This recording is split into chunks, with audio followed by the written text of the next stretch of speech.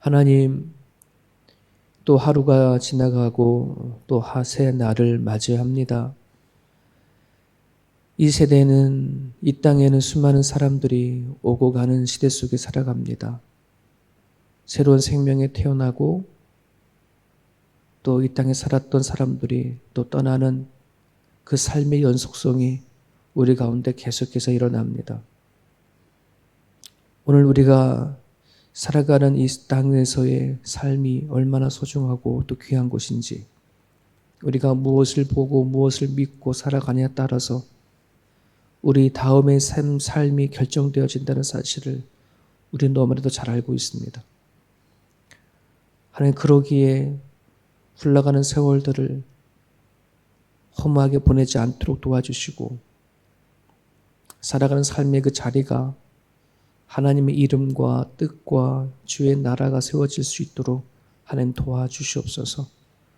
우리에게 주어지고 맡긴 일들이 있사오니 살아가는 삶의 그 현장 가운데 주님을 높이게 하시고 주님과 동행하는 그런 삶으로 인하여서 우리 안에 기쁨과 감사가 있게 하여 주시옵소서.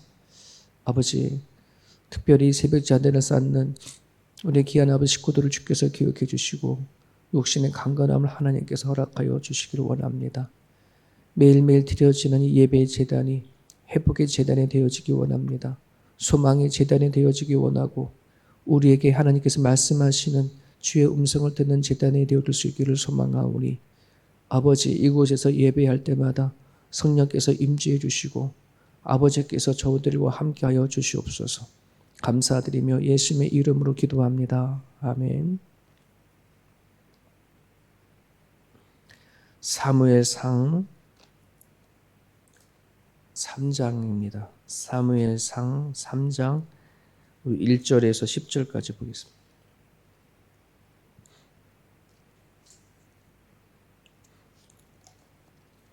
사무엘상 3장 1절에서 우리 10절까지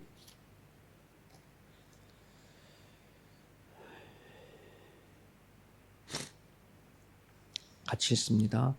이 사무엘이 엘리 앞에서 여호와를 섬길 때에는 여호와의 말씀이 희귀하여 이상이 흔히 보이지 않았더라. 엘리의 눈이 점점 어두워 가서 잘 보지 못하는 그때에 그가 자기 처소에 누웠고 하나님의 등불은 아직 꺼지지 아니하였으며 사무엘은 하나님의 계위인 여호와의 전 안에 누웠더니 여호와께서 사무엘을 부르시는지라. 그가 대답하되 내가 여기 있나이다 하고 엘리에게로 달려가서 이르되 당신이 나를 부르셨기로 내가 여기 있나이다 하니 그가 이르되 나는 부르지 아니하였으니 다시 누우라 하는지라. 그가 가서 누웠더니 여호와께서 다시 사무엘을 부르시는지라. 사무엘이 일어나 엘리에게로 가서 이르되 당신이 나를 부르셨기로 내가 여기 있나이다 하니 그가 대답하되 내 아들아 내가 부르지 아니하였으니 다시 누우라 하니라. 사무엘이 아직 여호와를 알지 못하고 여호와의 말씀도 아직 그에게 나타나지 아니한 때라. 여호와께서 세 번째 사무엘을 부르시는지라.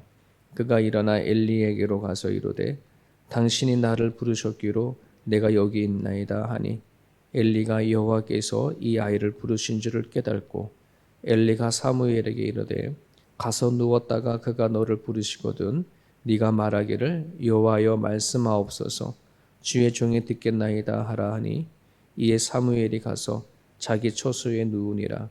여호와께서 임하여 서서 전과 같이 사무엘아 사무엘아 부르시는지라. 사무엘이 이르되 말씀하옵소서 주의 종이 듣겠나이다 하니. 아멘. 오늘 본문에는 1절에 이렇게 시작합니다. 이 사무엘이 엘리 앞에서 여호와를 섬길 때에는 여호와의 말씀이 희귀하여 이상이 흔히 보이지 않았더라. 이스라엘의 그 깜깜한 현실을 드러내는 그런 부분들입니다. 영적인 상태입니다. 이스라엘 백성들이 어두운 그 시절에 나타나는 모습, 특징들을 얘기를 하는 겁니다. 영적으로 어려운 시대들에는 말씀이 희귀하다. 희귀하다는 말이 뭐냐면 되게 소중하다는 거죠. 귀하다 뭐 이런 표현으로 되어져 있고 그러니까 외형상 말씀이 없었던 것이 아니라 진짜 하나님의 음성이 들리지 않았다는 겁니다. 구약 시대 때에는 하나님이 직접 음성을 들려주지 않았습니까? 근데 하나님의 그 음성이 들려지지 않았습니다.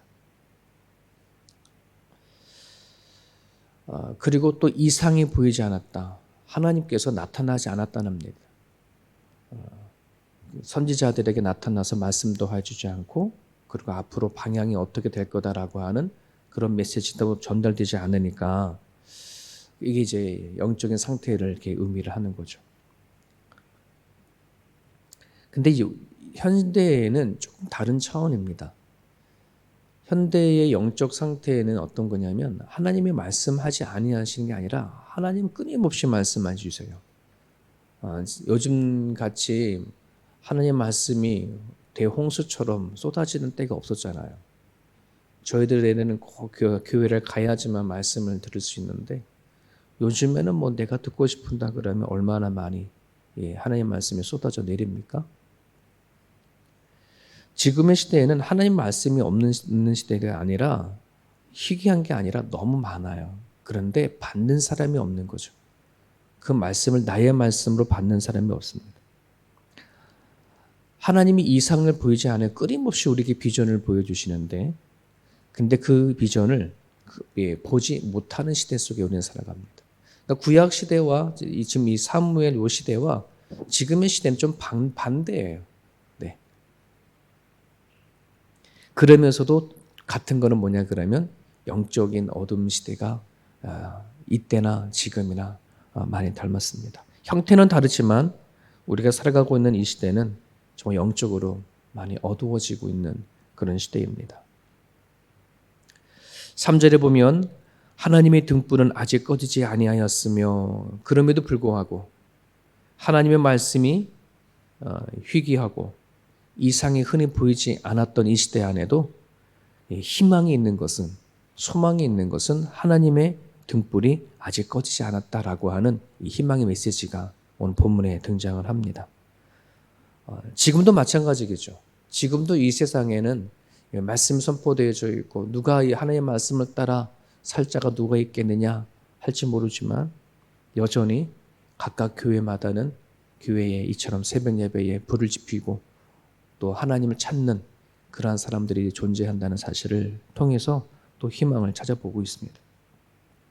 아직 남아있는 희망이 있습니다. 아직 남아있는 비전이 있습니다. 왜냐하면 우리들에게는 여전히 하나님 말씀이 존재하기 때문에 그렇습니다. 하나님의 성소에 불이 꺼지지 않았다고 한다는 말은 하나님이 계시는 곳에 나가기만 하면 다시 생명의 불이든 희망의 불이든 소망의 불이든 다시 받을 수 있음을 얘기를 하고 있습니다. 오늘 말씀 속에서 사무엘은 깜깜한 현실 속에서 아직 꺼지지 않는 성소 앞에서 하나님의 음성을 듣게 되어집니다. 하나님이 사무엘을 통해서 역사를 다시 깨우는 그런 메시지입니다. 하나님의 부름을 받은 엘리가 나이가 먹고 또 나이가 먹는 걸 떠나서 그들이 영적 상태가 무디어져서 그들의 자식들이 성전에서 무슨 짓을 하고 있는지 하나님은 다 보시고 아시는 좀 말씀하지 아니하지만 하나님의 삶을 섬기는 주의 백성들이 하나님 앞에 엉뚱한 짓을 하는 것을 하나님이 보고 탄식을 하면서 오늘 사무엘을 통해서 새로운 역사를 또 써내려가는 준비를 하고 계시는 것을 우리는 보게 되어집니다. 그런 부분들 안에서 오늘 하나님을 간절히 찾는 자들, 하나님을 간절히 사모하는 사람들을 통해서 이 시대를 향해 다시 깨우고 요청하시는 주의 음성을 사모하고 들었으면 좋겠습니다. 오늘날 이 세상엔 수많은 소리가 있고 또 사람들이 수많은 얘기를 하지만 우리가 꼭 들어야 하고 사모할 음성은 하나님이 나에게 주시는 그런 메시지입니다. 수요일마다 주기도를 강해를 해나가지만은 하나님께서 예수님께서 우리에게 요청하셔 주셨던 하나님의 이름과 또 하나님의 나라와 뜻을 위해서 구하라 라고 말씀하시는데 하나님의 음성을 듣지 아니하면 내가 무엇을 간구하고 기도해야 할지 모를 때가 너무 많거든요. 그런 부분들 안에서 하나님 오늘날 나에게 하시는 음성이 무엇인지 듣게 해달라고 깨닫게 해달라고 그 깨달음이 있어야 결국은 우리들이 기도할 때 바르게 기도할 수 있기 때문에 그렇습니다. 마태복음 14장에 보면은 예수님의 제자들이 갈릴리 호수를 밤에 배 타고 가는 과정 가운데 풍랑을 만나게 되잖아요. 그때 수많은 제자들이 갈릴리 바다에서 침몰당할 위기가 있었을 때에 멀리서 예수님께서 걸어오시는 장면을 보게 되어주고 풍랑을 뚫고 들리는 소리가 있죠. 안심하라 내니 두려워 말라 이 말씀을 하셨어요. 막 그냥 풍랑이 불고 배가 침몰할 위기에 풍랑을 뚫고 들려주는 이 주님의 음성이죠. 내다 두려워하지 말아라 안심해라 이런 말이죠. 오늘 우리가 살아가는 과정 가운데 말씀 가운데 여러분 그런 소리를 들을 수 있다 그러면 이 어두운 풍랑 속에서 예측할 수 없는 미래 속에 살아가고 있는 상황 속에서 우리는 또한 희망을 갖고 살아가는 수 있는 그러한 우리의 모습이 아닌가 생각이 되어집니다. 오늘 이 본문의 말씀을 통해서 우리가 물어야 할 질문은 어떻게 할 때 하나님의 음성을 우리가 잘 듣고 또 살아갈 수 있을까? 그 원리에 대해서 우리가 몇 가지 살펴보고 기도했으면 좋겠습니다. 3절에 보게 되면 하나님의 등불은 아직 꺼지지 아니하였으며 사무엘은 이렇게 표현했죠. 사무엘은 하나님의 궤에 있는 여호와 전 안에 누웠더니 엘리는 자기 초소에 누워 있었을 때에 어린 사무엘 아직 하나님의 잘 알지 못하고 하나님의 말씀을 잘 듣지 못했던 사무엘이 하나님의 궤 법궤 앞에죠. 앞에 누웠다. 사무엘은 하나님의 앞에 드려진 존재입니다. 하나님의 음성을 들을 수 있는 원리 중에 하나는 우리가 있어야 할 곳에 있는 것. 하나님이 말씀하시는 그 자리에 우리가 있어야 되는 것. 바로 그 원리입니다. 그러니까 지금으로 영상을 보자 이제 라디오라고 한다는 게 주파수 맞출 때가 있잖아요. 그죠? 주파수 맞추는 것과 똑같은 거예요. 전파는 흘러요. 공중에. 눈에 보이지 않지만 전파는 계속해서 노래 흘러가지만 그 어떤 전파에 내 주파수를 맞추냐에 따라서 들리는 소리가 달라지죠. 하나님의 음성 듣기도 마찬가지입니다. 내가 살아가는 삶의 위치, 내 마음, 나의 영혼의 위치가 하나님이 있는 곳에 있어야지 하나님이 있는 곳에 있지 아니하게 되어지면 우리는 결코 내 주의 음성을 들을 수 없습니다. 요한복음 15장 5절에 나는 포도나무요 나는 가지니 너가 내게 붙어 있으면 나는 너 안에 너는 내 안에서 같이 먹고 마시겠다. 포도나무이신 예수님 안에 거할 수 있다는 것. 그래서 오늘 우리가 꼭 기도해야 할 것이 뭐냐면 항상 예수님이 내 안에 계셔 주십시오. 이걸 기도를 해야 되는 거거든요. 에베소서를 보게 되어지면 바울이 꼭 너희들이 기도하기를 항상 마음 가운데 예수님이 계시게끔 기도해라. 이거 말은 다른 말로 말하면 내가 살아가는 삶의 그 현장 가운데 내 마음과 생각을 하나님 앞에 주파수를 맞추는 그것을 얘기를 합니다. 하나님의 음성 듣는 법이라고 하는 책이 있습니다. 24가지 방법이라고 하는 조이 도우슨이라고 쓴 사람이 쓴 책인데 그 24가지 방법을 쭉 얘기하기 전에 반드시 전제 조건을 하나를 얘기를 하는데 그것은 뭐냐 그러면 하나님의 음성을 들으려고 하려면 먼저 하나님의 관계가 반드시 서 있어야 된다. 하나님의 관계가 바로 서 있으려고 하면은 너가 서 있는, 즉 우리 안에 하나님과의 관계가 틀어진 것이 무엇인지를 제일 먼저 해결해야 한다 하는 것이 전제 조건이에요. 하나님과 나와의 관계가 이게 틀어지고 깨졌는데 하나님의 음성 듣겠다고 앉아 있으면 전혀 그건 들을 수 없다는 거죠.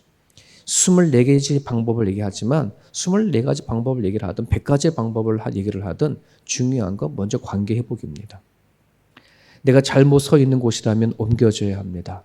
잘못된 마음이 있으면 돌이켜야 하고 잘못된 방향이 있으면 틀어야 되는 것. 이것이 우리가 하나님의 음성을 듣는 첫 번째 원리입니다. 두 번째 원리는 우리 5절에서 9절에 보게 되어지면 하나님이 사무엘을 부를 때에 처음부터 사무엘이 바로 듣고 오지 않았어요. 먼저 하나님 음성을 잘 못 알아들었으니까. 그래서 엘리가 부른 줄 알고 엘리를 찾아갔습니다. 3번씩이나 찾아갔습니다.